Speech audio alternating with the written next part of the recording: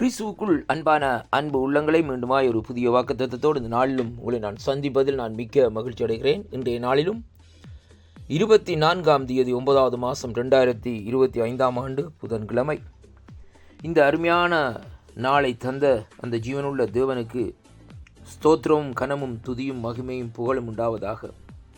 இந்த நாளிலும் வேத தியானத்திலே எடுத்துக்கொண்ட வாக்குத்தத்தம் ஏசாயாவின் தீர்க்க தரிசன புஸ்தகம் 54வது அதிகாரம் 15வது வசனத்தை வாசிக்க கேட்போமா இருந்தால், கர்த்தருடைய வார்த்தை சொல்லுகிறது, இதோ உனக்கு விரோதமாய் கூட்டம் கூடினால் அது என்னால் கூடுகிற கூட்டம் அல்ல, எவர்கள் உனக்கு விரோதமாய் கூடுகிறார்களோ அவர்கள் உன் பட்சத்திலே வருவார்கள் என்று சொல்லி இந்த கர்த்தருடைய வார்த்தை இந்த நாட்களை நமக்கு சொல்லுகிறதை பார்க்கிறோம். அருமையான கர்த்தருடைய பிள்ளைகளே, இன்றைய நாட்களிலே பாருங்கள், இன்றைக்கு ஊழியங்கள் என்று சொல்லி இந்த நாட்களிலே நாங்கள் செய்கிற வேளையிலே அந்த ஊழியத்துக்கு எதிராக ஒரு சில ஜனங்கள் இந்த நாட்களை கூடி விரோதமாக இந்த நாட்களை பேசுவார்கள்.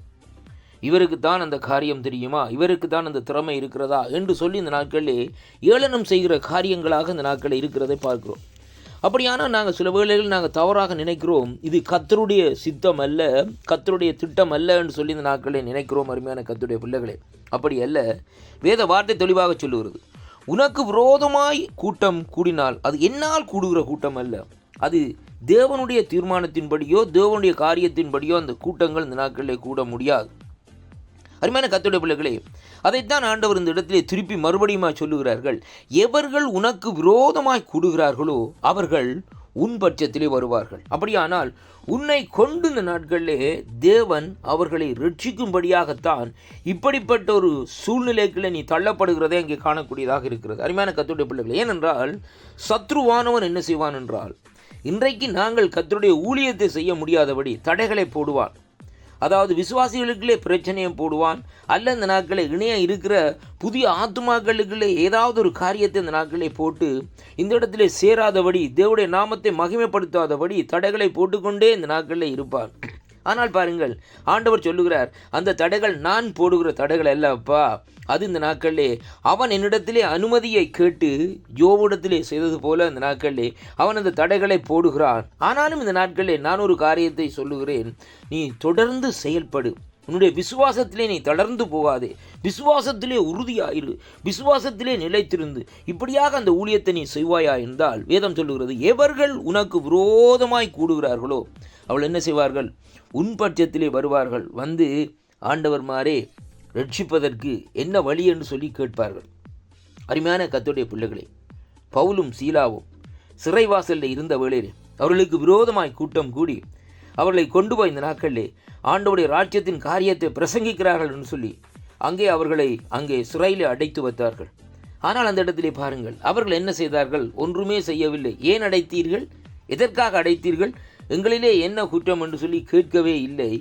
அவர்கள் தேவனை ஆராதித்தார்கள், கர்த்தரை பிரஸ்தாபப்படுத்தினார்கள். வேதம் சொல்லுகிறது, என்னை பிரஸ்தாபப்படுத்தும் எந்த ஸ்தானத்திலும் நான் உன்னை வந்து ஆசீர்வதிப்பேன் என்று சொன்ன தேவன் அந்த இடத்திலே அவருடைய அந்த பிரஸ்தாபம், அவருடைய வல்லமை இந்த நாட்களிலே இறங்கினதை அங்கே காணக்கூடியதாக இருக்கிறது. அந்த சமூகத்திலே தான் பாருங்கள், அங்கே ஒரு சம்பவம் நடக்கிறது. என்னவென்றால், சிறைச்சாலை அதிர்ந்தது, அங்கே சிறைச்சாலை கதவுகள் திறக்கப்பட்டது. அருமையான கர்த்தருடைய பிள்ளைகளை, அருமையான அன்பு பிள்ளைகளை பாருங்கள், அப்படியான ஒரு சூழ்நிலைக்கு, ஒரு பூமி அதிர்ச்சி போல் ஒரு சூழ்நிலை இந்த நாட்களில் ஏற்பட்டது.